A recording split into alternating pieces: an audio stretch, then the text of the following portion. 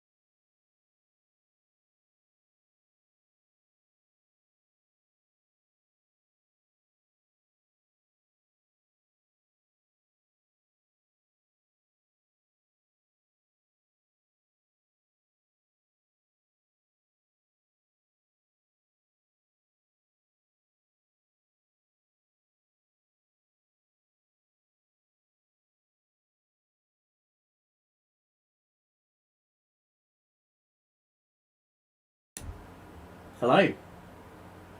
Let's hope that worked. Let us know if you can hear us. Because we could have just chatted on for 20 minutes, Yeah. not knowing what's going on. We've just chatted on for 5 minutes. Let us know what the last thing you heard was. Give us a chat, or give us a message in the chat. Sounds back. There we go. There we go. Right. So what? Tell us what was the last thing you heard, if we actually said anything that went across the internet. Because if you didn't hear anything, then we might as well start again. Yeah, I mean, I don't mind talking about Keanu a bit more. I'll see if I can get the image for you, and you can put it on Twitter later. But yeah, basically all we've just summarised up is that we've talked about the HP4, and it's at the Isle of Man TT. Peter Hickman's got the footage from when he rode the bike around the Isle of Man course in 2017. Put those on. And basically he did a 19-minute lap. 19-minute lap, which equates to 118 mile per hour average on a demonstration lap with yellow flags, oil flag, low sun, all that kind of thing. So it'll be interesting to see if the HP4 race could actually be quicker than the superbike itself, due to carbon wheels, carbon swing arm, carbon frame, that sort of thing. Effectively, it's a World Superbike spec machine. And then we got on to Michael Dunlop. He's been doing some coaching with the Matrix guy, Keanu Reeves. Interesting fact, Keanu Reeves also owns a motorcycle company called Arch Motorcycles.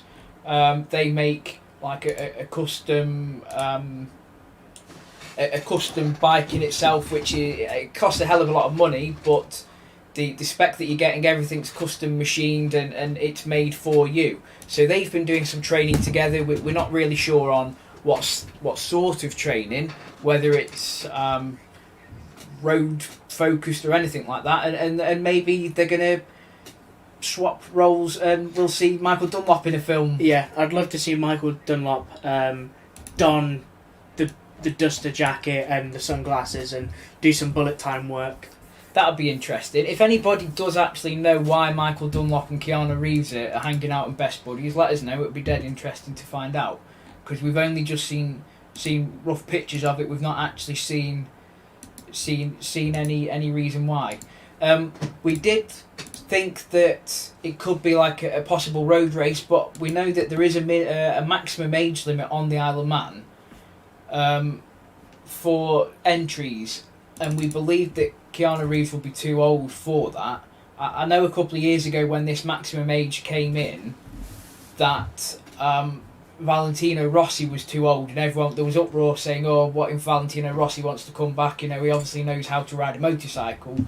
But I know that if you've entered before, or if you've already got your license or you've entered before, then that doesn't apply. I think it's only to maximum age to newcomers to the Isle of Man, I believe. I think that would be quite fun to see Keanu walk around. So it'll be interesting to see what happens on that one. Well, no, we're definitely producing sound.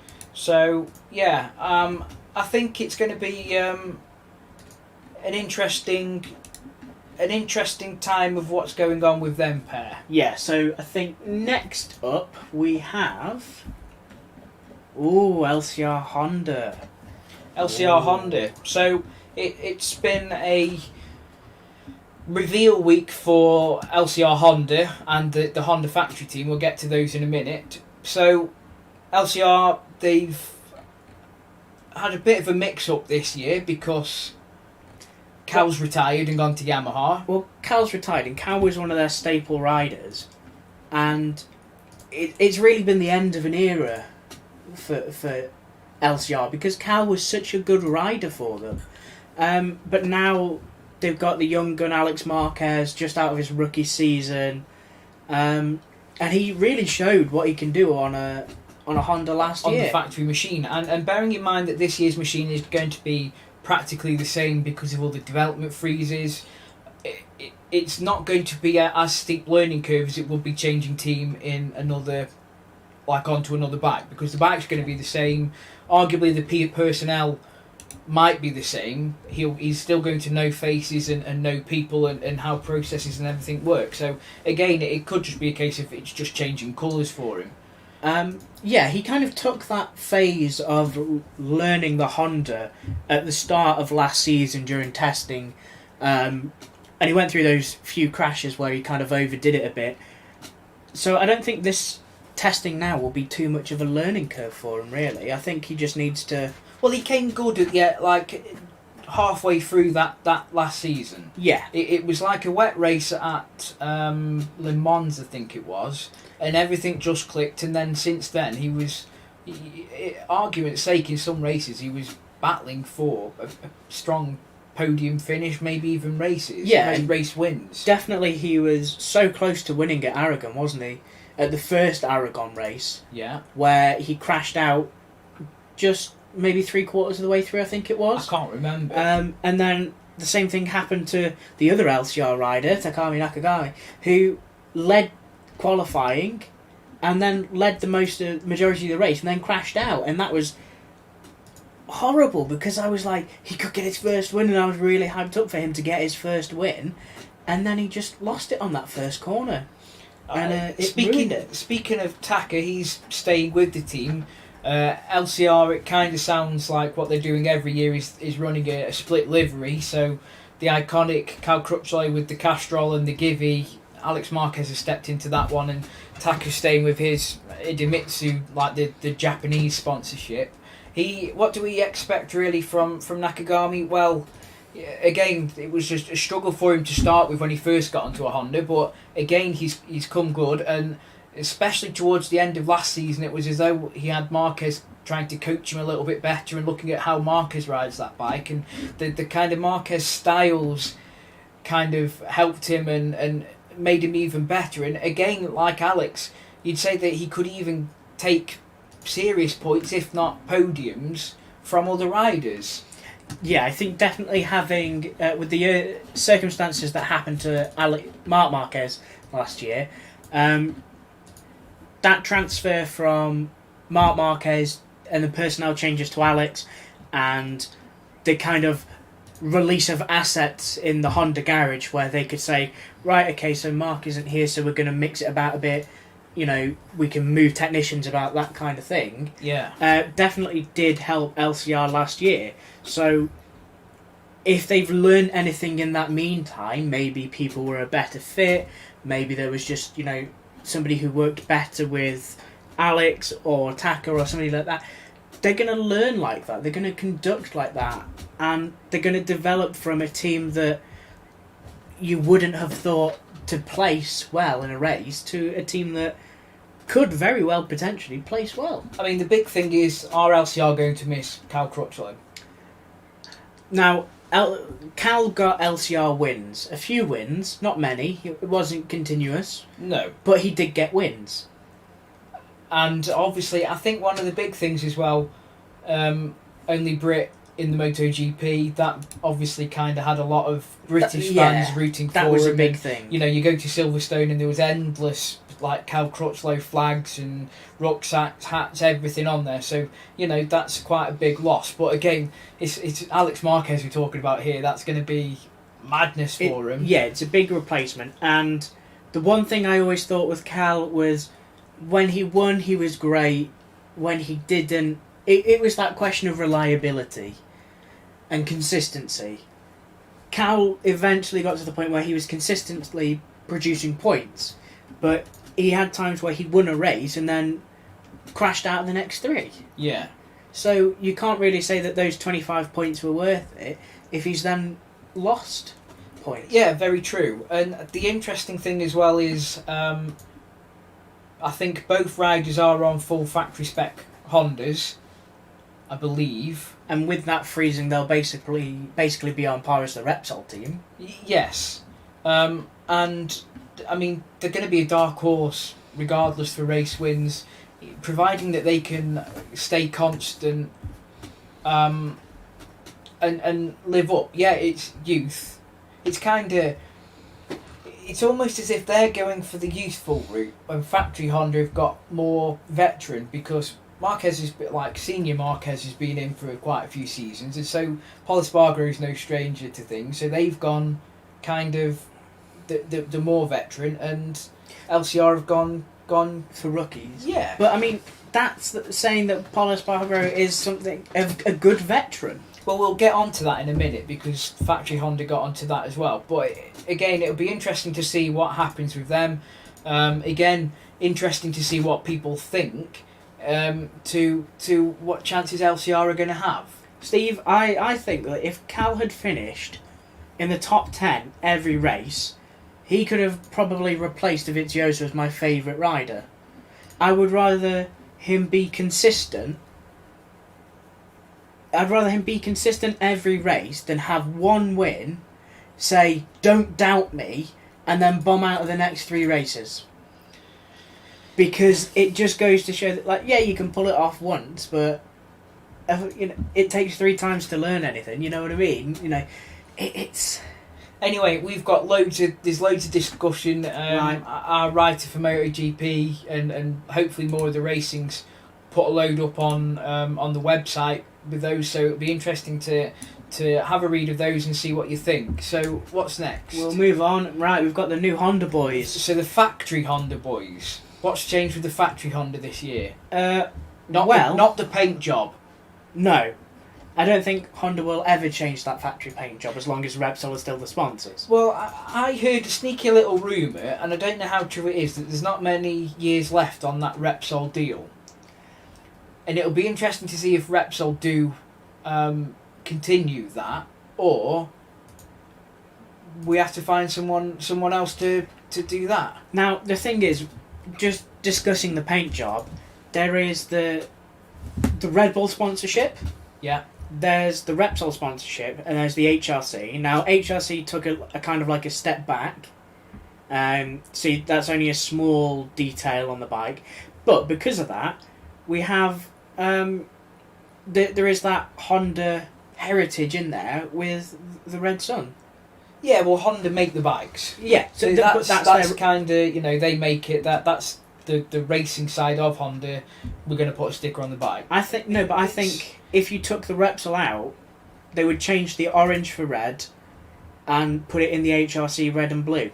I guess it all depends on who the sponsor could be, because if someone comes along and says, here you go, here's £50 million, paint the bike pink, sometimes, it's not necessarily a case of, oh, I don't want a pink bike. It's like, come on, show me the monies.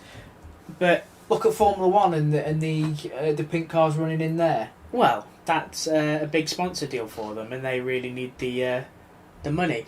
But moving on, we've had no changes in paint, but we do have now Paul Espargaro, who's taken over as the second rider in the factory team. Arguably, sorry to jump in, but arguably he's come in as this. People will probably think, yep, he's a secondary rider. But if you said that to him, he'd probably not say, well, hold on, I'm just as quick. I'm fit and ready to go, whereas we still don't know about Marquez. I think that's the only thing that has changed in the situation, is if Marquez isn't fully fit, if he's not 100% Marquez, like he has been previously, that's the only edge that Paul has on him. Paul hasn't won a world title. No. Paul hasn't won races. Can't recall on that one. I know he's definitely got points. I can't remember. He's got points, but I don't think he's ever. I can't remember if he's won. It was kind of, when it came out, it was a bit of a shock because everyone was. It kind of. Alex Marquez didn't really get a fair crack of the whip before that. The deal was done before he'd really kind of got going. So it was. I'm not talking about Moto2. I'm talking about MotoGP world titles, because you can't MotoGP world titles, because he's not won Moto2, because we can compare Paul at Moto2 and Alex Marquez, who had Moto2, and I'm still gonna. So Paul, the other thing that springs to my mind though is he's left KTM. Now I kind of think that he's left KTM too early. He's jumped before he's possibly realised the potential. That bike was doing really well at the end of last season. Yes. And has he done that deal to go to Honda, which let's be honest, didn't do very well last season because of what happened to Marquez. But I think that's because we had an injury to Marc Marquez, who could ride that thing like it was meant to be ridden, and Alex Marquez, who at the start of the season was a rookie, and at the end of the season had started to get a grapple on it. Yes. And I think that if Alex Marquez had been given the chance to stay a little bit longer, get used to the bike, a bit more training, a bit more work on it, a bit more development to his style, or how he would want the bike set up, I think he could have done quite well. But Paul, we've written here that Paul has never had a race win, but he's taken on the factory ride. Now, is this different because he's never had a race win, and previous people who've gone to Honda have been either world champions existing or world champions who've been made world champions at Honda? Lorenzo. Yeah. Lorenzo won it on the Yamaha, didn't he? Yes. Won a world championship on a Yamaha, went to Honda. Now, speaking of Lorenzo, the thing I want to think about is Ducati are notoriously, well, I won't say notoriously hard to riders, but they've booted out riders that haven't necessarily performed before they've had chance to perform. And you could say arguably the same for Honda. There was rumblings before they got rid of, or before Lorenzo retired, that he was going to get the axe and all that kind of thing. So it'll be interesting that how long they give Paul before they say, come on mate, this isn't working, or you best step yourself up. Can you imagine that if he was finishing, I don't know, out of the points every race for the whole season, that they're going to go, come on. Right, so we've pulled up multiple things there. Yes. Right? So let's go back to Ducati and how early they kick out their riders. Yeah. Now, Lorenzo got kicked out of Ducati. Yeah. Partly because he didn't perform. Yeah. And he had infighting at Ducati. Yes. Right. So they're not going to have that. But he was kind of injured though, wasn't he? But yes, he was kind of. But even still, he didn't perform. Yeah. Dovey has been there since, what, 2016? Yeah, something like that. Yeah, 2015. 7 or 8 years he was there. 2015, 2016. Lots of teammates. Right. And he's had a lot of time to work and gel and develop on that bike. Yeah. And he still hasn't. Still got the boots. So I don't think that, as much as I love Dovey and as much as I love that pairing of Dovey on the Ducati, I will wholeheartedly say that that's a good move by Ducati, because he hasn't performed. He hasn't won a world title on a bike that is more than capable of winning a world title. The other thing then as well goes back to Marquez, and I say if, or I kind of say loosely if/when Marquez does come back, if he isn't fit... Apologies people, we just need to move that. If Marquez isn't fit, or... We say Marquez at 100% can beat anybody. If Marquez comes back at 75%, yeah, he'll still be quick, but it won't be Marquez quick. So will they give him time to come back? Oh, of course they will. I know that they've got to, because I think he's done a long-term deal, and it's Marquez. And it's 8 championships with them. Like, they're not going to throw that chance away. No. They're not going to throw that away for the fact that he got injured and he needs a little bit of time to readjust. How many times did Yamaha give Rossi time after he's injured himself and come back? Yeah, very true. The only problem will be is if Marquez comes back, he's completely terrible, he doesn't want to do it anymore, he starts doubting himself, and he withdraws because he doesn't want to go through that again. But I don't think that'll happen, because that's not the Marc Marquez mentality. No. The Triple M, the Marc Marquez mentality. I like that. Triple M, Marc Marquez mentality. What would Marquez do? See, and then I think Paul has jumped ship quite early. Yeah. And he signed that deal before the KTM really got anything done. And I think he's missed out there. But it is factory Honda. It is factory Honda. It's a good team. It's a good bike. It's great support. Arguably the best, because they've won the most championships in the history of MotoGP. Yeah, I mean, I don't like going back into statistics, because there's nothing similar between the 80s Suzuki and the Suzuki X-Star team now. There's no similarities there. It says Suzuki on the bike, or Uki if you really want to be picky. Right, so I don't like to draw on, so I would call, the current teams, the past few years, call it, the past 5 or 6, that's the data that I'm going to come from. And it's interesting, actually, before we skip on a second, Steve in the chat says, Ducati haven't replaced Dovi with a future world championship. So we know that the factory team, we've got Jack Miller and Pecco Bagnaia. So it's interesting that Steve doesn't think that either of them will win a championship. Yeah, I think that's a bit harsh on Jack, because he really started to show at the end of last year. I think he did start, coming up. And he has had a few wins in the past, but obviously consistency is a big thing. Bagnaia, what was it, points finish, or I can't remember if it was a winner or points finish, certainly on the podium, I think, with a broken leg. It's interesting that people have these thoughts. So, I mean, I think one of the two will win a championship at some point. I think with enough time and development and nurturing from Ducati, they will, definitely. I think I'd like Jack Miller to win one. Last year, he finished 16th. Yeah, but he was out for, I think it was about 6 or 7 races, I think. Bagnaia, but he won the Moto2 World Championship.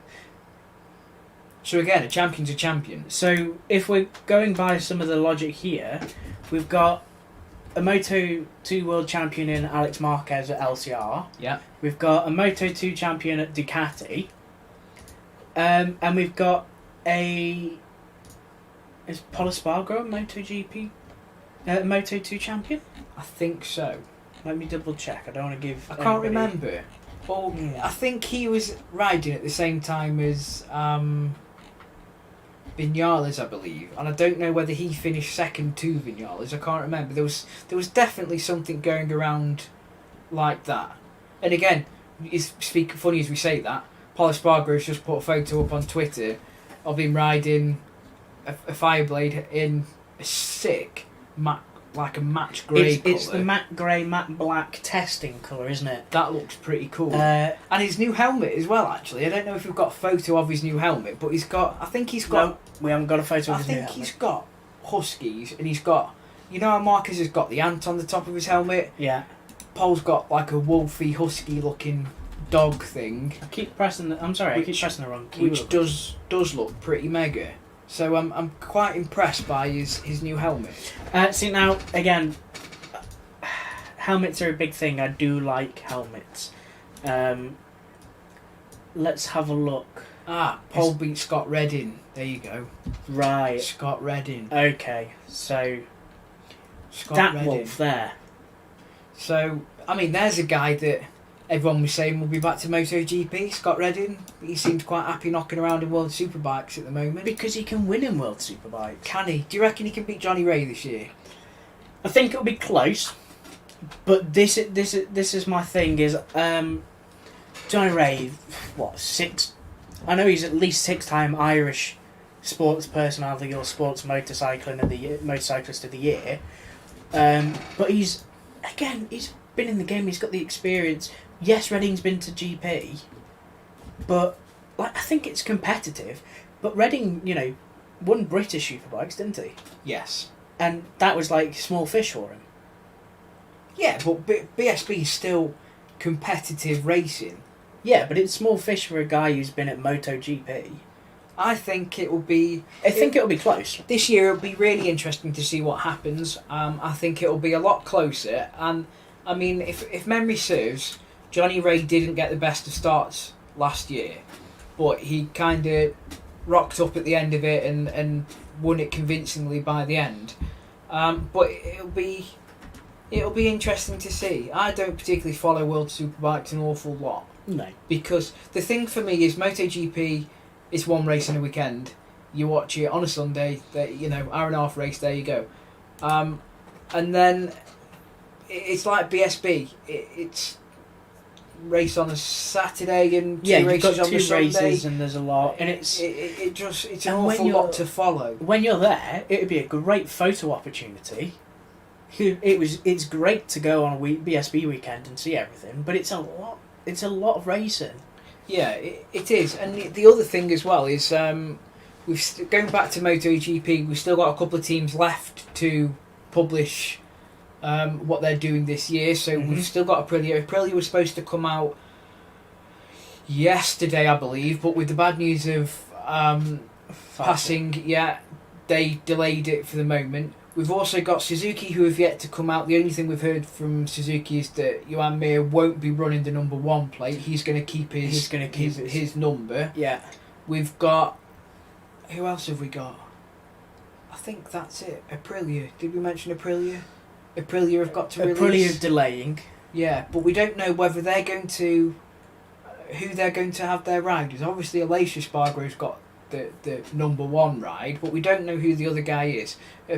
People were saying Bradley Smith, but it seems like it's not going to be Bradley Smith now. It's going to be Savadori, but he didn't really impress in his final 2 races. I think he fell off both times. So Yeah. we don't really know what's happening with them or what they're planning until it actually happens. So, I guess that's our racing coverage done. Yeah, I think Right. that's racing done. So I think the next thing is Buell. Buell.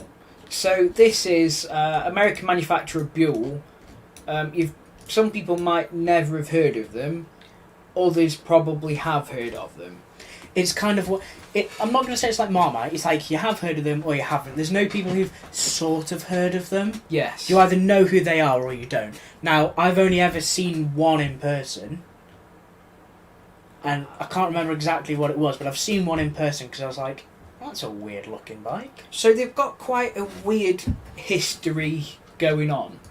The old Buell started up. Eric Buell was an ex-Harley Davidson engineer. He said, right, well, I'm going to focus on building what I want to build. By 2006, they sold 100,000 motorcycles. They were bought by Harley Davidson. Harley Davidson pumped a load of money in, and then they kind of said, okay, we're going to stop now. And in total, they've made 137,000 bikes. Which, I think for what? 6-7 years-ish? Well, it's a good number. If you sold 136,000 or something, that's a very good number. Yeah, and they started in 1983. So, 100,000 bikes in 20 years is pretty good going for a small... For a subsidiary of Harley Davidson. I mean, they pioneered a couple of things. They had like the front braking that was very different. The caliper was rotated 180 degrees and it was kind of on the inside of the disc instead of being on the outside. And then the disc was, a lot bigger than you actually like on a conventional bike. And they called it the ZTL, which was the zero torsional loading floating brake system. Bit of a mouthful. Yeah, a bit of a Glad to see you say that when you're drunk. It's a good job I don't drink. Hey. And basically they said that it allowed the suspension to function better and gave a reduced unsprung weight on the front end. Now, unsprung weight's the weight you want to get rid of. Yep. That's beneficial in doing that. Fast forward to the new kind of owners. They've been taken over. Eric Buell, who was the guy who owned old Buell, quickly came out and said, it's nothing to do with me, I'm not working for him, they've just got the name, so to speak. But, I mean, some of the concept renders look great. I mean, I think we've got some more photos of what they're coming up with, and they look pretty. They've got what looks like a sports bike. They've got a couple of, like, tourer-y style, Moto Guzzi style things. Yeah, so the sports bike looks very akin to a what is it? An RC8. Okay. It looks very akin. There we are. That's what it is. It looks very much like an RC8 to me. Yeah. A little bit. I can see the similarities. They're touring. I don't know. You can't see much in that photo. Again, it's a concept. It's what someone's drawn up in CAD, and it's a dual sport. Yeah, it looks all right. I mean, it's got weird honeycomb eyes. hey, look, the interesting thing will be when we actually see the prototype that'll go to the bike shows. So that'll be interesting when we see one in the flesh. Yes, so hopefully when bike shows are back on, they'll have had a prototype ready to go out on display, have a look. It would be really good to see that Buell come out with a sports bike, because never really would associate Harley Davidson or a subsidiary of Harley Davidson with having a big, good selling sports bike. Yeah, well, it'll be interesting to see what happens. So, I mean, fair play to the Buell boys for getting going, and the bikes are in production because there's photos of them on the production line, so we can see what's going on with them. Yeah, definitely. So, sticking on the Harley Davidson theme, Harley Davidson. I think the next thing is the Harley Davidson Pan America, which is completely left field of what Harley Davidson usually do. Yeah, so, I mean, starting off with the Pan America, 2 years ago, I think it was, they revealed 2 new concepts. There was the Bronx, which was kind of like a roadstery style. It kind of looked like it was going to take on the Ducati Monster and that kind of naked, kind of aggressively styled, look at me, I'm a muscle kind of bike. Yeah, a bit like speed triples, that kind of Monster, thing. speed triples, Diavels. Maybe a scrambler, that kind Harleys. of. Yeah, that's that sort of bike. And apparently that project went very cold. Some people were saying it was dropped. Some people just kind of said, look, it's gone cold. Don't ask any more questions. Certainly, people I asked were kind of like, stop asking us about it. We don't want to talk about it. We're here to talk about the Pan America, which was the other project that came out. It's kind of, I mean, I think that it's firmly taken aim at the BMW GS, because the capacity is the same. They're both for 1250. Hold on, let's just get the photo up. I think that's the one. So both 1250. It's Harley's like on or off road, which is the exact same market as the GS. It's the complete reinvention from a brand that you wouldn't really think of doing something like this, and it's got huge wheels. Yeah, and the other thing is, I mean, can you imagine being a Harley Davidson employee driving down to work, and someone come past on a BMW GS, and you sit there and you think, we've got nothing like that. So it's like, let's build it, because if given the option, America, Pride in America, American built, all this kind of thing, they're going to buy American, and they're probably missing out on that segment of people that want an adventure bike. Definitely, it's diversifying their portfolio to appeal to that market, people who want to go out into the middle of a desert and pull wheelies and whatever, or people who want to go wild camping, shove some hard panniers on the back and go out into the middle of a desert and boil. It's an area of the market that, some of the Indian cruisers and stuff might have had, but you can't really go off-road on that. But it's interesting that it's not just slapped the old school stuff into an old school style frame. It is kind of like something really new to Harley Davidson. Yes. The engine itself's dead new. It's completely fresh. It's got a brand new frame. The technology on it is completely It's got a colour dash, so that we've just got the colour dash there, but we have got, that's the engine, isn't it? Yeah, so the engine itself is completely new. I've said that already, but it's a V-twin, which you wouldn't really expect anything else from Harley Davidson. But it's a knucklehead V-twin. It's been dubbed a Revolution Max 1250, so Rev Max, yeah. So it's got a dual spark system. It's got variable valve timing. It's got 4 valves per cylinder. So it's very different from the old school push rod engines. Yes. By having variable valve timing. Something that there is already on the GS 1250. That's got the variable valve timing on there with BMW shift cam technology. So the 1250 is a boxer. Yeah. Right? Whilst this is a V-twin, but the Boxer's quite wide. Yes. So the Boxer it's that typical thump, thump, thump. It's very wide. Whilst now, what they're doing is they're taking a V-twin, and because it's not using those old-style push-rod systems, it's going to be thinner. Well, no, because Harley Davidsons are using a V-twin. BMW used a Boxer. Yeah. That's kind of like a BMW system where it comes and sits out in the sides. So when you read the marketing book from Harley Davidson, there's kind of like a big thing of giving more leg room, and you're not going to bash your knees on it like you would on a GS kind of thing. So that's a definite hint there that you're not going to hit it on rocks. We're doing a V-twin, not a Boxer. But what they've done is very clever. They've put the throttle butterflies in the centre of the V, so it keeps it out the way of stuff on the sides. Mm-hmm. You can also feed it from an airbox from the top, so you can maybe get a bit of ram air on. So yeah, overall, dead interesting. They've also taken on experience from flat tracking by changing around the conrod positions and offsetting the journals by 30 degrees, so it's now got a 90-degree firing order, which gives you more traction in theory. It's liquid cooled and it's oil cooled, like liquid and oil cooled, so again that should keep things in check better. Mm-hmm.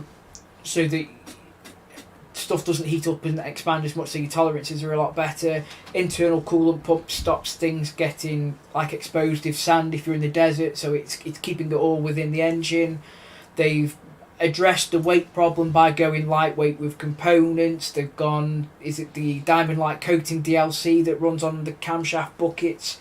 So they've gone really technically advanced with this thing, and it's surprising because it's a not Harley that's really technically advanced. It's a really not Harley that's cheap enough to really kind of be a rival to other bikes. And they're doing two versions. They're doing like a special and a not special. The not special starts at 14 grand. The special starts at £15,500. So by the time you spec to GS up, you're probably talking a lot more.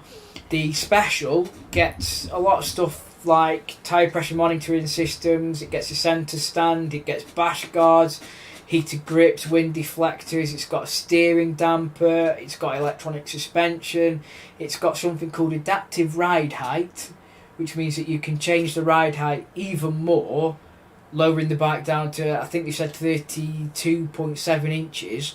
Now that can do it while moving. Yeah, so this is the thing. I think I've heard things like that where it knows when it's at a stop and can lower slightly to put your foot down. Or you can go up as you're riding to reduce strain on the suspension. Yeah, but that also helps short people like me. Because you come into a stop, you can put your foot down, and then as soon as you're rolling again, you've got both feet up off the floor. Then it'll come back up. You're kind of getting the best of both worlds. You can use it how you can when you're out exploring and needing all of that travel and get yourself up away from stuff. But then when you come to a stop and you're going slow, then you can use it again. It's very clever that Harley have made the special version, the special package, have all the bits of bells, whistles and parts that you would want in your adventure bike. So you know that for your £15,500 or dollars? Yeah, 50. I don't know whether it was pounds or dollars. I think it's going to be pounds. For that price, you're getting everything you would want and a little bit more in your adventure bike. Whereas you go for a GS and you still need to go above that, and that's kind of around your starting price for a brand new GS. The only thing I can think is that's going to sell well in America. Yes. I don't think it'll sell well in Germany because obviously. Likewise, the people in Germany want a German bike. Over here, it's kind of like a bit of a middle ground. The only issue is there are probably more BMW bike dealers than there are Harley dealers. Now, don't quote me on that, but that's just what I think. I'd be interested to see that, if there is, because I don't know. I'd say, you see, as a sports bike person, Harley Davidsons have kind of been a bit of a grey area for me because I've never really I've never rode a Harley. I've never been to a Harley Davidson dealership. I've never had any experience of Harley Davidsons, apart from what people tell you. So it's going to be interesting for me. I thought you took out a Harley. No, I've never been on a Harley. I've never ever rode one. Right. Well, we'll hopefully that'll change in the next year or so. I'm intrigued by the Pan Am, as I'm going to call it, because I can't. Nobody cares. Everyone wants Pan Am. Pan Am 1250. So hopefully, once those start coming out, see if we can get a test on one of those. Because you've done a V-Strom, haven't you? Yeah, I like the V-Strom. And you did the MV Augusta Turismo. Yeah, but it's a bit of a different bike. The Turismo's more of a tourier bike. Okay, you want to ride to the south of France tomorrow? Yeah, let's do it in a day kind of bike. Whilst this is very off-roady. This is kind of, there's a green lane. Let's go down that one. Let's get muddy. Let's see what happens. You know, that's my thoughts anyway. Right, well, shall we move on to the next segment then? I think you've still got some pictures of dashes and stuff as well, haven't you? No, we've gone through the dash picture. We've done the dash picture, so I think we're now on to our next segment, which is questions from you. Questions from people. So the People's first one, questions. from Dragon UK81. What's your dream bike? I'll let you answer that one first. Suzuki SV650. Really? Yeah. You could pick any bike in the world, money's no option.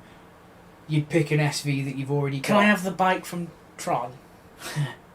It's interesting that you say that, because I am very, very happy with the SV.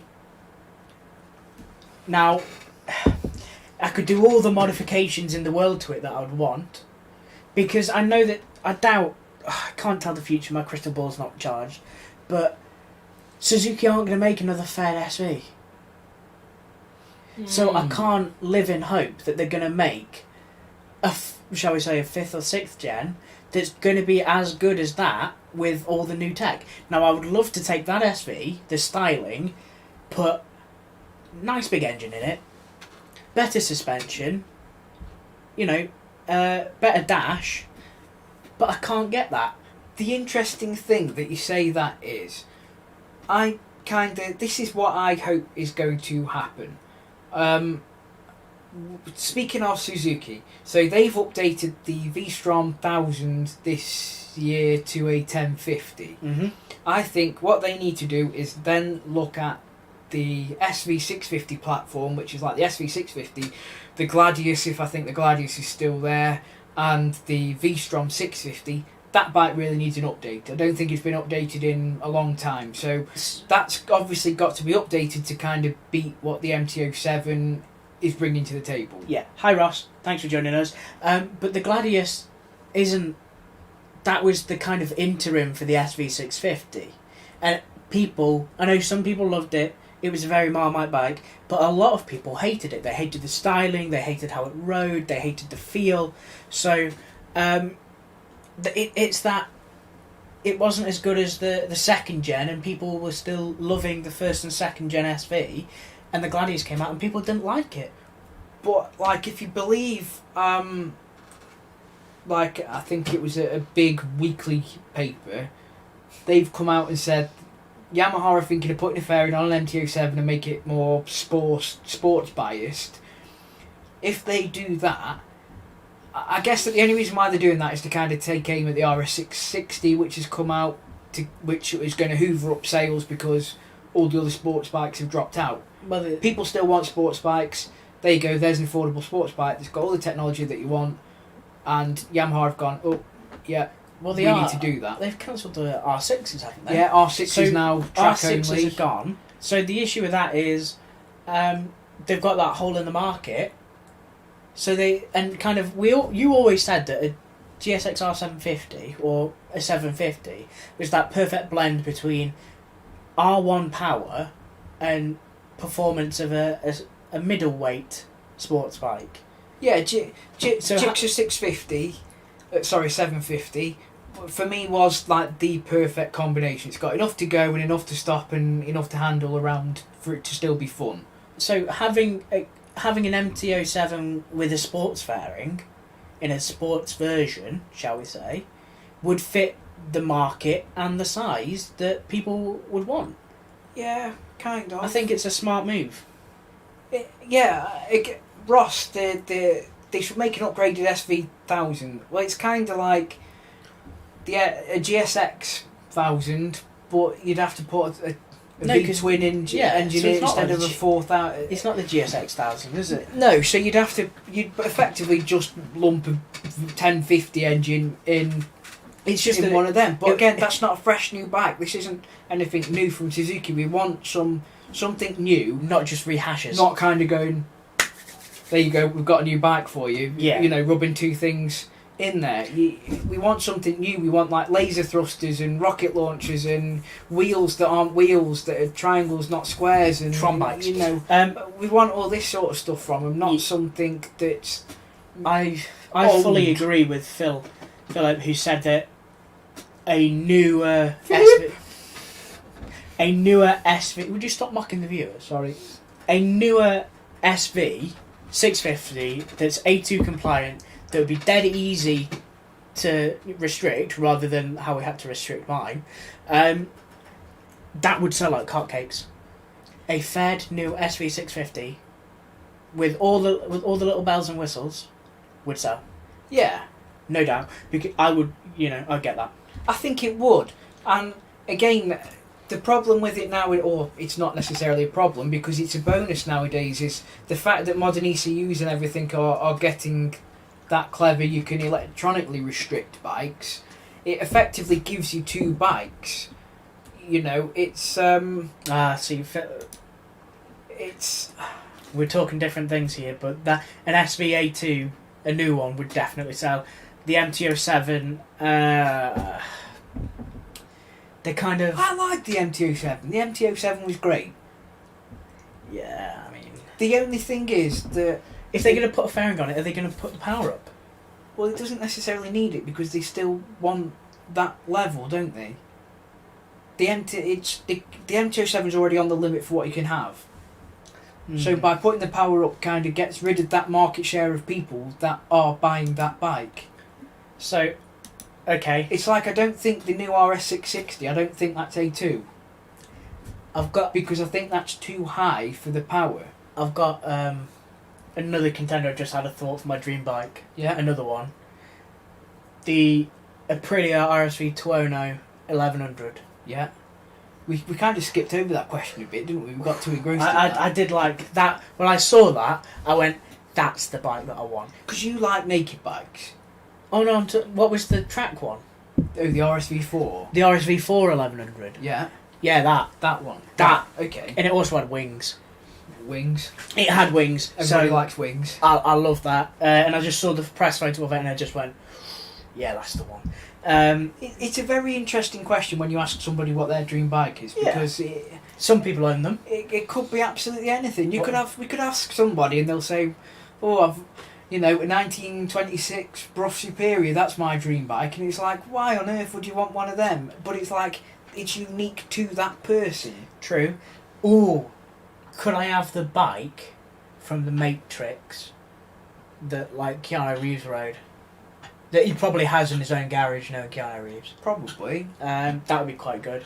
With lessons from Keanu Reeves. The other thing we put up the other day, a video of Alan Milliard's V10 Dodge Viper engine bike. And big boy. Yeah, big boy, hefty boy. 500 horsepower in a bike, it's absolutely insane. And people are saying, why would you have that? And I spoke to Alan about it, and he's quite often said that he builds what he wants. It's why would you build this, Alan? Because I can. That's the kind of things that he comes out with. Because he wanted to. Because he wants to. He can. He builds what he wants to ride. So, that again, these are his dreams bikes that he's making. Why wouldn't you? It's what was the name? The pink and blue one. Completely blanked on that. Britain. Yeah. John Britton. Yeah. Yeah. So again, he built it because A, he wanted to, and B, he thought he could do better. Yeah. And he proved rightly so. It's again, it surprises me sometimes when you ask what people's dream bike is, because some of the answers that you get, it's like, wow, I'd never even thought of something like that. Right, just quickly, what's yours? I generally don't know. Right, okay. Because there's so many bikes that I want. It's like when people say, "What's Okay. your 10 bike garage?" We'll move on, because I'm not going to have you spend the next 3 hours trying to explain that. It's like, what's your 10 bike garage? Oh, why have No, I no, got to no. pick 10? Right. Why are you forcing me to pick 10? So we're on the next one. Go on. What's the next question? If you could ride anywhere and on any bike, what would it be? So, Can I take that RSV4 1100 to Kota? to Kota. I love Kota. I think it's a great track. I can tell you, I can ride it in my head right now. I love the circuit. It's basically asking, what's your favourite track and what's your favourite bike Well, again? it might not be a track. You could have a road that you love.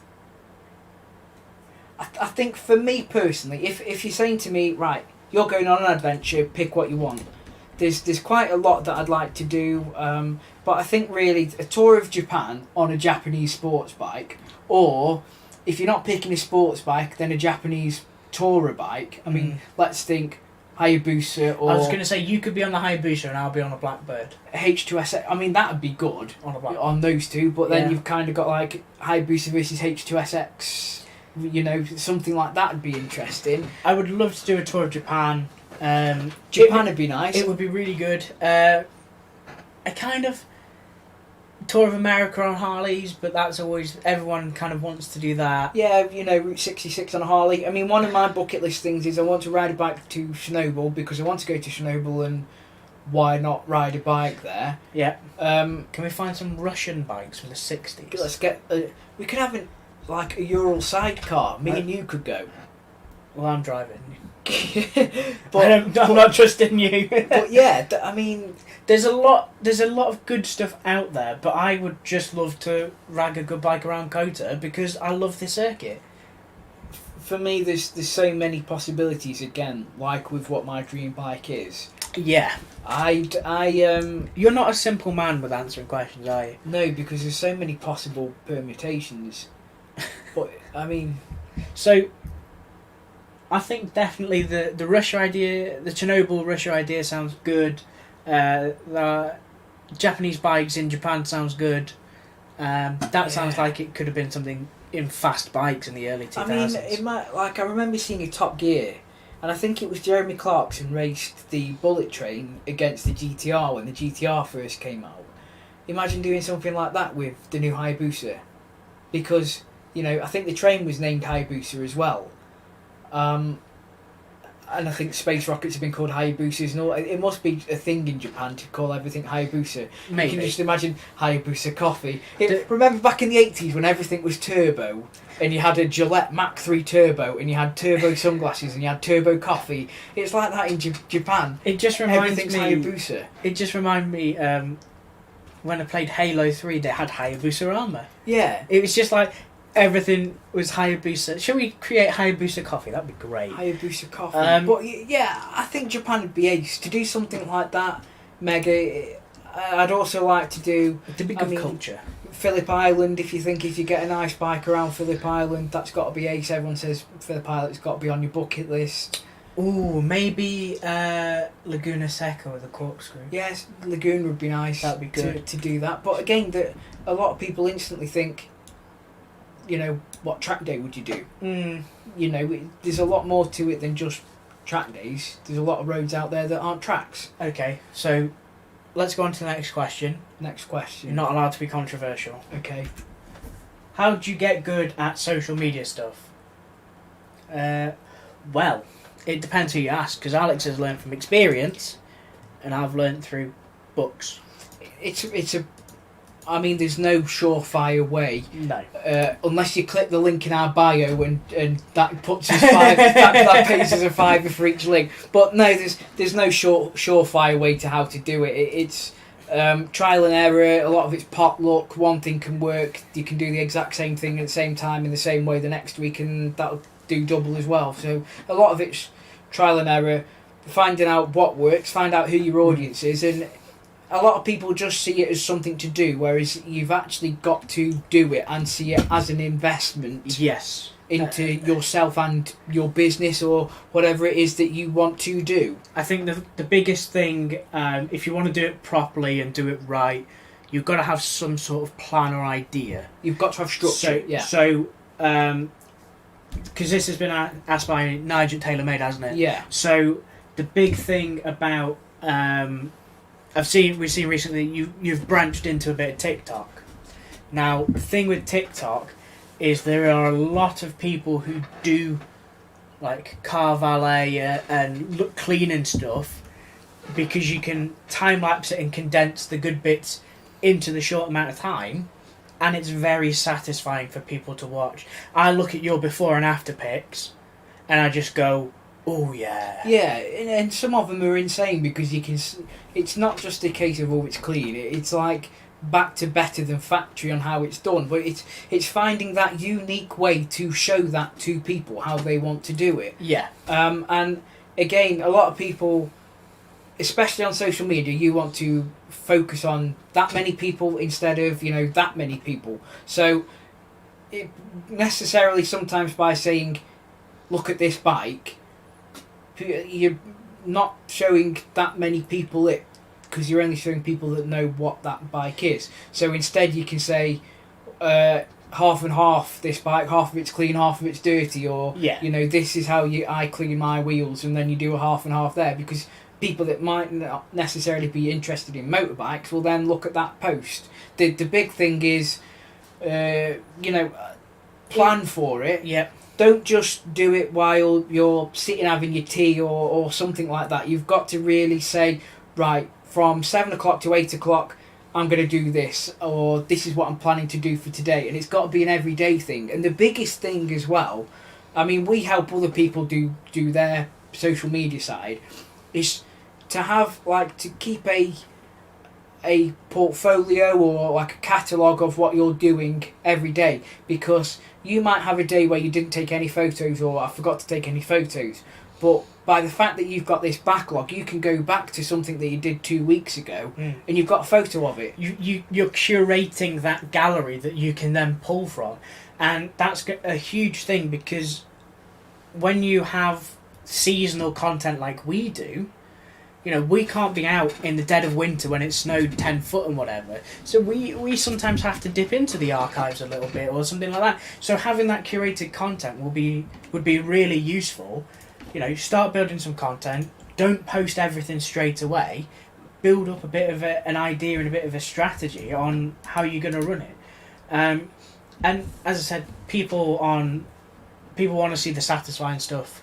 And the thing is, as well, it's social media. So the key is in the name, really. You've got to be social on it. There's no point just putting a photo up and there you go, that's it, done for today. You've got to interact with other people, you've got to be seen by other people, speak to them, and, it's called social for a reason. I would say there's only one other additional thing, and this is what I tell you. Yeah. Is in order to understand and use the platform best, you've got to be on the platform and know what it's like. Yes. So don't go into YouTube having never watched a YouTube video. Don't go making TikToks if you've never watched a TikTok. Don't go in and try and make a Twitter if you don't know how Twitter works and what Twitter is for.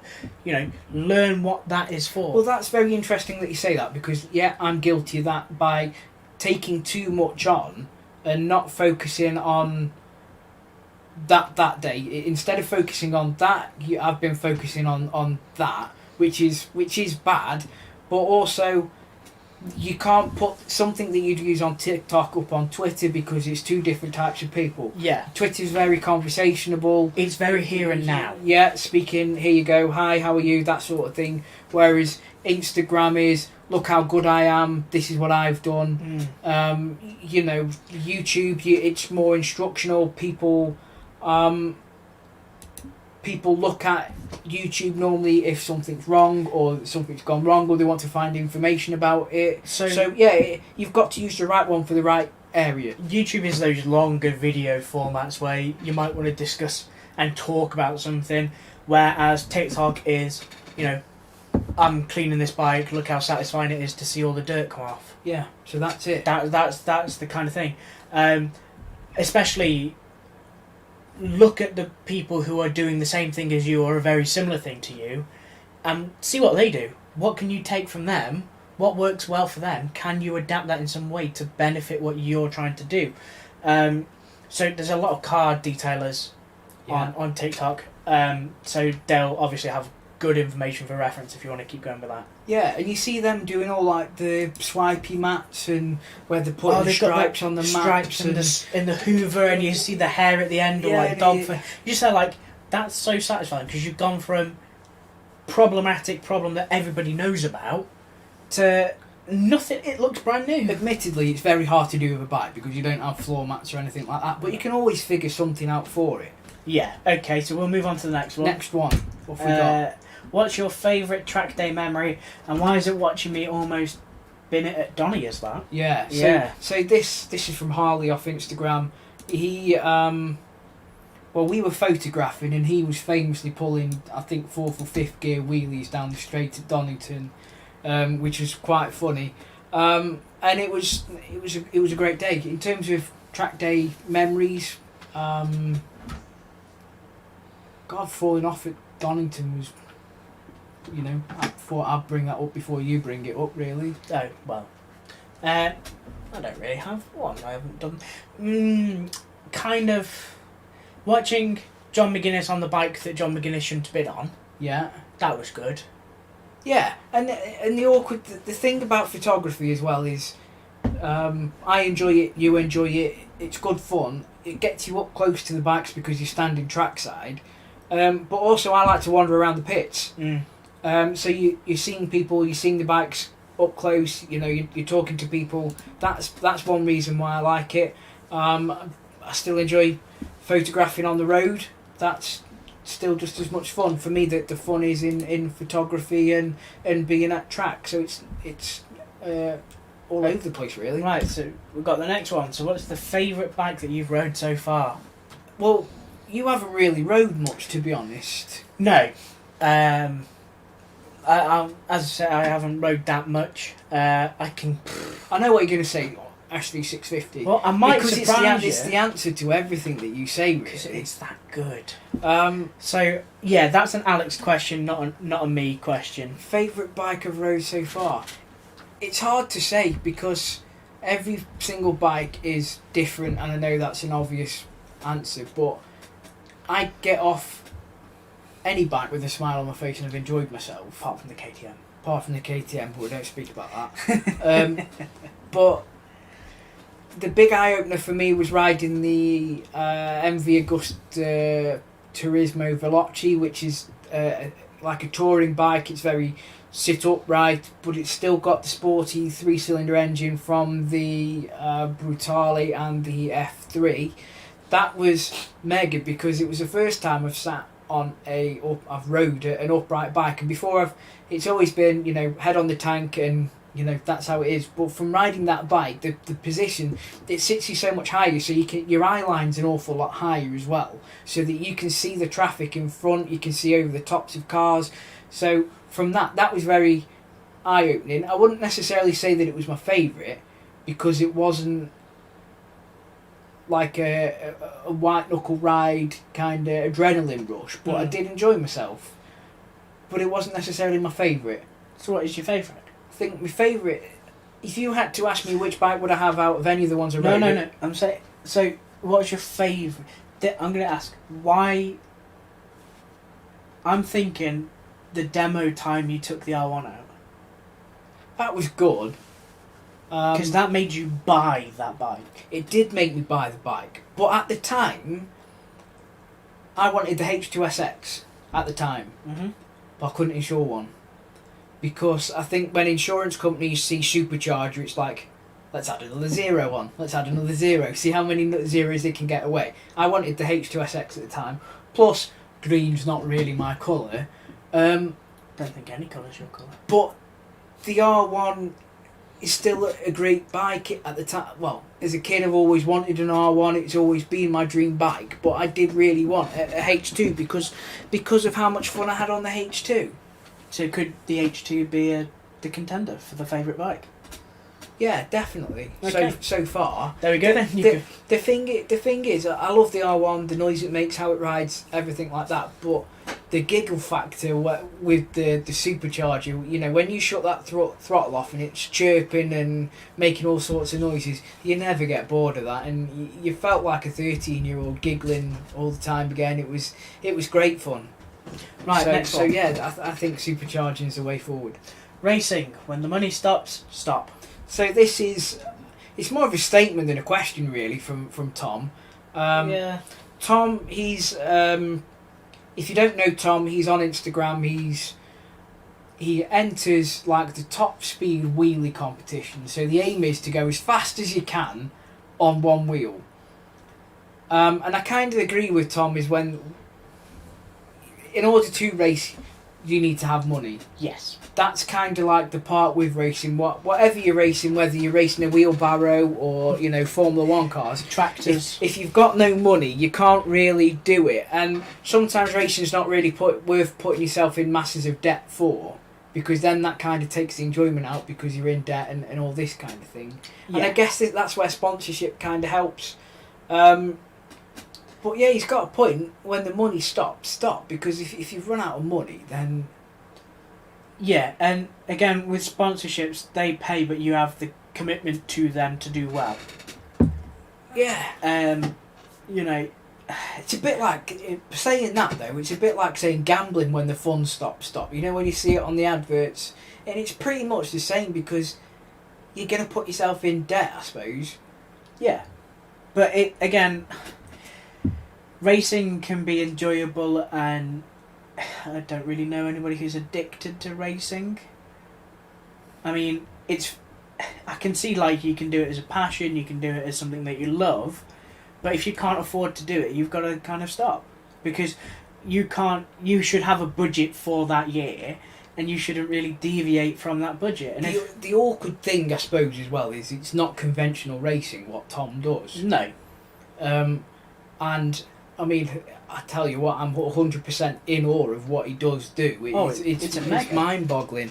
But it's not like you're doing 10 rounds of British Superbikes and you're getting, you know, like that. So it's very hard to say, really. But I kind of agree. You don't really want to be putting yourself in bad situations just for racing. No, there's more important things than racing. Which... sounds a bit... Yeah. Well, it's true, though. Because, I mean, racing and race bikes aren't cheap. No. So, it's kind of... Yeah, we agree with you there, Tom. Right, what's next? I can't read it. So, I can't see. Hang on. I think this is Duck off Twitter, and Duck's asking about colours on bikes. So, does the colour affect people's choice on bikes? Yes. Yes. Ben thinks yes. Because I bought a silver bike because silver hides the dirt. Unless you're actually me, and some of the roads you go down, instead of being like little bits of dirt, it's big brown mud, and you can't really hide that. So I think people will go for bikes that they tend to have in their favourite colour. I don't know if that affects brand. That wasn't the only reason why you bought the SV, was because it was great and it hides the dirt. No, that wasn't the only reason, but it was I did like the colour. I mean, it's like saying, so here you go, here's the most beautiful sports bike ever made in history, you know, it's got carbon, absolutely everything, but it's beige. Would that put you off it? Yeah. Beige is a weird colour. Well, there you go. Actually, no. I might take that because you're on an amazing bike and you're in an odd colour, so people are going to be looking at you. But if it's the only colour that's made, then every bike that's made in that colour will be that colour. So every bike is beige? Yeah. Well, you've got to take it or you don't ride a bike then. So if Ducati came out and said, here we go, here's the new Hypergali, you know, we've got 7 billion horsepower from a W25 engine, W26 engine, but it's green with pink spots, Yeah. Are you going to be like, yeah, I'll still take it? Or are you going to be like, no, I don't want it because it's green with pink spots? I'm going to take it, and then I'm going to, I don't know, you could paint the pink spots to be eyeballs, you could customise it, you know, you can make it your own, you could make it a monster. I mean, the other thing is, you know, everybody expects a Ducati to be red, everybody expects a Kawasaki to be green. There's plenty of other examples in that. So I think a lot of people do associate a brand to a colour. Yes, and that might affect people's buying, but then you can kind of get most bikes in a black or a neutral colour, like a black or a white. Like you can get a white Gixxer, you can get a black Ninja, a black Kawasaki Ninja. Yes. So there is that option that if you don't like that colour, that brand's signature colour, there is an alternative. Now it's interesting that there's a lot of colours have been not necessarily scrapped, but colour ranges are becoming smaller. Like I know in my Shape R1 it's a choice of blue or black. So it's kind of like, there's your choice. It's not as if you can pick 7 or 8 colours and there you go. Which again is making it easier for the manufacturer, but you're kind of taking away a bit from it. Yeah. Because back when my SV was done, there's 4, 5, 6 different colours. I think they had a blue, a blue, a white, an orange, a silver, and a black. Is there a yellow? And a yellow. I'm pretty sure I've seen a yellow SV. There is yellow as well. So, you know, early 2000s, loads of colours. Now, one. But then again, you've only got to paint like a bikini fairing, nose cone, even on the full. No, even on the full fed. Even on the full. Okay. Because there's bronze full fed out there. But yeah, it's interesting how people kind of associate a certain colour to a certain branded bike, and then they'll get the leathers to match. Yeah. Yeah. Power Rangers. Next question, we're on to our next question. So this is from George. George, our good friend George. What is the ugliest bike? Is it ugliest bike on sale? His vote goes for the Nubilator, and I agree. So it is pretty ugly.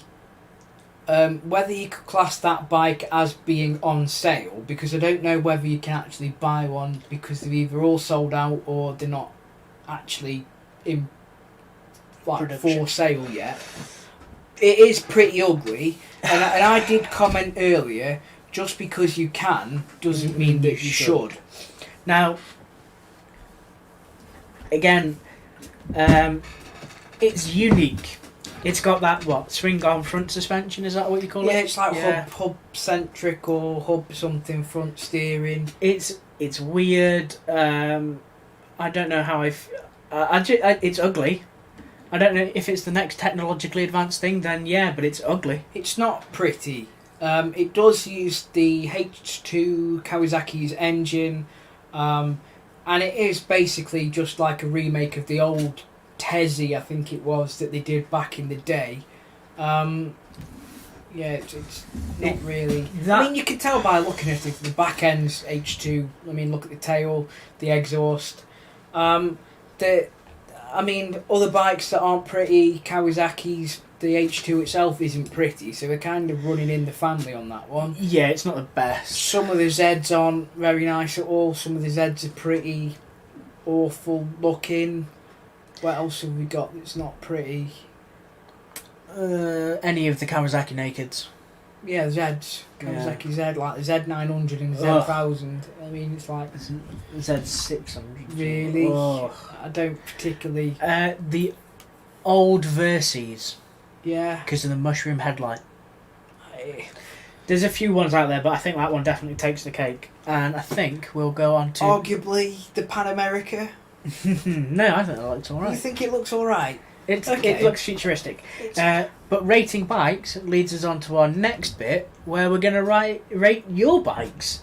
It's not necessarily a case of rating them, but I mean, we're just gonna. We've asked for photos. Let's have a look at what people are riding, and you know, you're gonna have to tell me what half of these are. So that's Cliffy off Twitter. He's riding a 675 Triumph Daytona. You've got a bulb out, Cliffy. He got a bulb out. I know Cliffy's changing the exhaust at the moment. He's changing the stock and putting I'm going to say it's a Devil exhaust on, but I can't remember for the life of me if it is a Devil. I like because you got that stealth black kind of, right? Because it's not like a glossy. I don't know whether that's just the photo, but it's like a really nice matte smooth black with the gold accessory. Oh, it's grey. Or is it grey? It's actually a grey. I don't know if that's a factory grey from Triumph, because you've or got if it's been resprayed. gold shocks, gold bolts, gold suspension, gold caliper, gold brake disc. I like that coordination. I think it looks really nice. Yeah. I think that's a good one. What's next? It'll be interesting to see what actually happens with the new pipe, because that'll sound good as well, because triples sound pretty good. Right, so next up. We've put this image up. I don't even know what motorcycle or sidecar it is, but I saw the dog, and the dog looked happy, and so, puppy. Yeah, Mike, we're going to give you points because of the dog, because Alex is terrible at identifying bikes. Instant win, puppy. Yeah, you're top of the charts already. Instant win, puppy. Instant win. So, next up after that... The thing is, the dog looked so happy as well. He's got his goggles on. The dog looked so happy. Here's what's next, it's Neil. So, we've got, in this photo, it's a Ducati. It's one of the original twin Ducatis. It's a 748, and when I was a wee laddo, that bike in yellow was like the pin-up bike. That was like what I wanted, and I've always wanted to ride one, but people often say never ride that kind of icon bike because you'll be disappointed, and especially when you're used to modern stuff, will that disappoint you because it's not modern? So, I can only comment on its looks now. That shape will not get old. I think it looks great. It's still probably one of the best looking bikes that you'll find. And I love the frame. Yeah. The frame is it's so different to what you have now, where it's all like cast cubed kind of things. That, is it trellis, is that the word? Yeah. It's a trellis frame and it looks nice. And I completely agree that could be your pin-up bike, especially for the 90s. Yeah, that's it. It's mega, it's stunning, absolutely stunning. Next up. It's two bikes, but it's a wheelie. It's two bikes. Now, we'll give you one bonus point if you can identify the rider pulling the wheelie.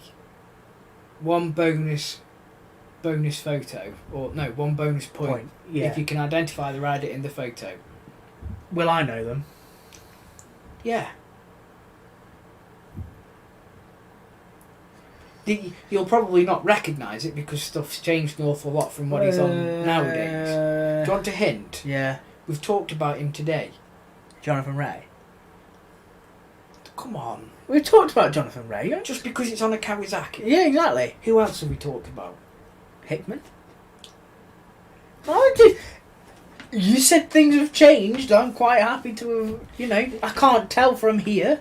So, don't critique because me. he's riding a Kawasaki, he's in green. Well, he doesn't ride a Kawasaki anymore, does he? Who? Hickman. It could have been on a new Kawasaki. Well, I don't know what he rides on the road. Come on. Anyway, we're on about really the bike that's in the foreground, and that is, it's a Kreidler, if that's right, Kreidler, 50cc. There's a unique championship that you can enter on small cc bikes, and when you look at these bikes, I've seen them in person, and the tyres look like they're drawn onto the rim. They're so skinny. Are these the Diddy ones? Yeah, these are tiny. And it looks, how on earth these guys get them round the track so quickly, it's unreal. So we'll have to ask the old man. It's pretty cool because of what it is. There's no technology on it. I'm saying cool. Yeah, not a problem. I can agree with that. Next up, we have... It's another Ducati, but it's the big brother. Right. So this is the 996. And again... Very similar. Stunning design. It's timeless. You'll never get old.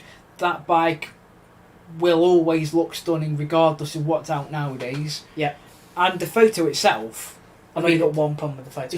It's a magical photo. It is, but I've only got one problem. Go on. Wrong side. Not exhaust side. Yeah, but you don't really see exhaust because the exhaust is under the seat. Is it under seat? Yeah, so you won't see. Oh well, that's you fine see, then. You see that's the fine. swing arm this side. Admittedly, yeah, the other side you'd see the fact that it's. I think there's single-sided swing arms on these. I can't remember, but I think it is. Well, if it's under seat, it doesn't matter. You've got the win there because the whole, nobody wants to see empty space when there should be an exhaust. But if the exhaust is under seat, that is is a win. That's a magical photo. That's its best angle. And I think, 100% stunning bike, timeless. It'll look great. So next. Ooh, got a knee down. So we've got a knee down photo. This is Matt Jones off Twitter. He's very into his triumphs and triples. Knee down roundabout. The only criticism really is the poor tasting hoodie. That's your comment, not mine. Let's move on. You can get a Ride with Peaks hoodie. We don't sell them yet. We can sort them. Right, next one. Beautiful photo. Look at that. Classic R1.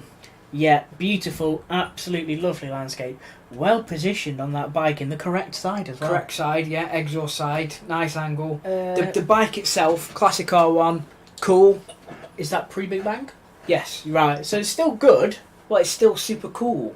Yeah, it's still super cool, but it's not like Big Bang cool. I mean, look at the location. I mean... Oh, well, I can, fully agree, but... I'd love to know where that is, so if you're watching...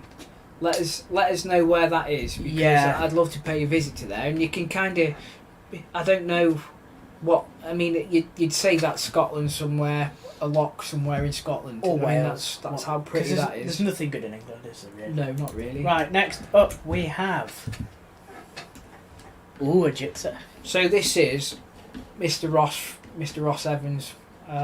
He comments and comes in a lot. I've seen this bike in person. Yeah. And the exhaust is all scraped from when he was on the track day. His number plate is illegal because it's got no words on it. It's got no letters. Blurred out number plates. And the interesting thing is he's done massive miles on it. Ross puts mega miles on his bikes. He rides them like the bikes and doesn't hide them. And the only thing I will say, Ross, is in the photo. The rear brake line does look wrong for that bike. It looks like there's a load of slack in it. So Google's kicked off. Yeah, so it does look like it's the wrong brake line. So I check that out. Yeah, it does look like there's a lot of slack, and you've got really long tank grip pads. I don't know if you got long legs, Ross. Has Ross got long legs? No. So why have you got tank pads that are so long? That's a Suzuki thing, because remember on mine they were the full width of the fuel tank. They weren't, they were half. Pretty sure they were full. No, they were half. I can't remember. Oh, luckily it will be replaced tomorrow. So there you go. He says he's well tall, is that true? Are we going to have to... No. No, he's not well tall. Well, Ross, you're not well tall apparently. I don't think so. Hi Kate, how are you? Let us know. Hope everything's well. You come to drop in. We're not talking about BMWs this week because that's a touchy subject, isn't it? We've spoke about that. Touchy subject. Next one, Stuart. We're going for a bit of bit of two-stroke porn. Ooh. Okay. So that's an RGV 250 from back in the day. Beautiful. Everybody loves a two-stroke. Beautiful. And a 250. It's stunning. Everybody loves a two-stroke. That's probably worth a hell of a lot of money nowadays as well. I'm going to say, right, the colour scheme... Yeah. 80s as anything. Right. It's a beautiful 80s. Right? That could be on, like, Knight Rider and look perfectly in place. Okay. The black, silver and the pinky purple, that fuchsia... Yeah. Perfectly black. Because the pink isn't overpowering. The greys work together, and the baseline black looks great. The thing is, it's the little subtle tweaks that you put in. Like, it's got aftermarket cans. It's got wavy disc brakes at the front. It's little things that I like to see like that on a classic bike because it shows that it's been maintained and loved and looked after. The person that's built it and riding it is cherishing it to put that stuff on, not just keeping it as is. And the best thing is that, like, yes, a bike is meant to be ridden, but you can ride it and keep it in good condition, and that's part of owning such a good classic bike. That's it. So we've got one more. I think Have we've we? got. I One think more. this is the last one. So There this you go. is a ZX10, and I mean the first thing knee down picks. So kudos. Yeah. Trackside. Knee down trackside.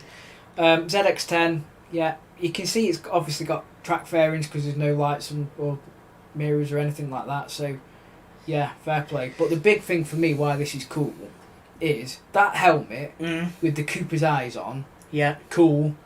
And iridium visors. Now that's a Right. 90s thing straight away. We'll get the bonus points for the iridium visor. Iridium visor, cool. And this is from the 90s, I assume, from the situation of the photograph.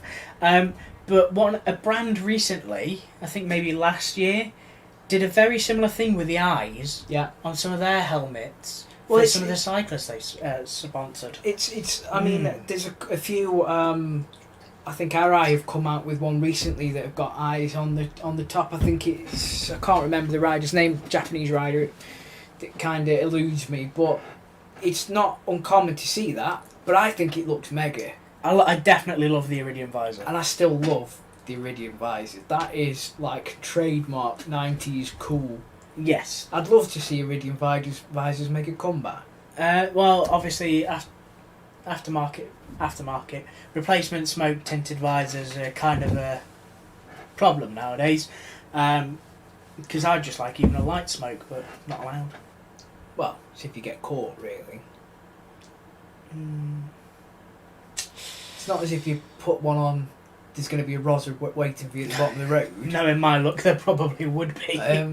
Yeah. I mean, that's again, that's an interesting one that, in theory, you can run a clear visor with a tinted tear off, and that's legal, because you're running a kite marked visor, and you'll just put the tear off on.